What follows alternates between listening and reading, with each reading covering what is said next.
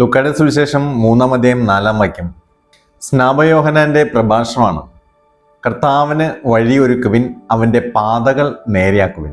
പാത നേരെയാക്കുക എന്നുള്ളതാണ് സ്നാപകന്റെ പ്രഭാഷണത്തിൻ്റെ അടിസ്ഥാന പ്രതിപാദ്യം. പാത നേരെയാക്കുവിൻ.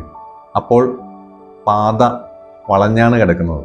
കർത്താവായ യേശുക്രിസ്തുവിൻ്റെ ജീവിത പാതയെക്കുറിച്ച് സുവിശേഷകൻ പറയുന്നത് ഇങ്ങനെയാണ്: he was on his way to Jerusalem. അവൻ ജെറുസലേമിലേക്കുള്ള പാതയിലായിരുന്നു.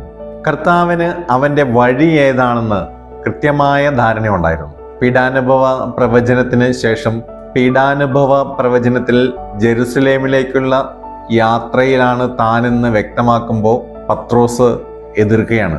നിനക്ക് ഇതൊന്നും സംഭവിക്കാതിരിക്കട്ടെ.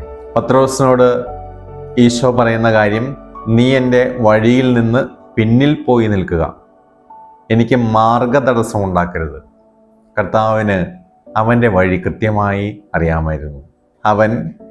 അവൻ്റെ നേരെ കിടക്കുന്ന വ്യക്തമായ പാതയിലൂടെ കുരിശിലേക്ക് നടന്നു കയറി. മറ്റൊരു വഴി നമ്മൾ കാണുന്നുണ്ട് സുവിശേഷത്തിൽ. അത് എമ്മാവൂസിലേക്കുള്ള പാതയാണ്.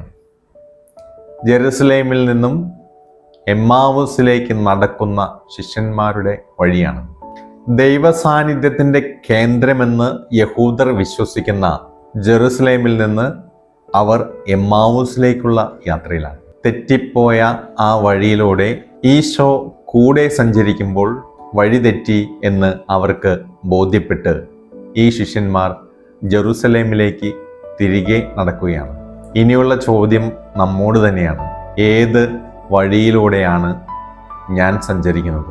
ജെറുസലേമിലേക്കുള്ള പാതയിലാണോ? ജെറുസലേമിൽ നിന്ന് എമ്മാവൂസിലേക്കുള്ള പാതയിലാണോ? ലൂക്കായുടെ സുവിശേഷം 3-ാം അധ്യായം 4-ാം വാക്യം.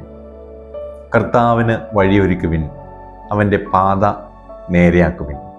നേരെയുള്ള വഴി കണ്ടുപിടിച്ച് ആ വഴിയിലൂടെ സഞ്ചരിക്കാൻ ഈ നൊയമ്പ് കാലത്ത് നമുക്ക് ആത്മാർത്ഥമായി പരിശ്രമിക്കാം.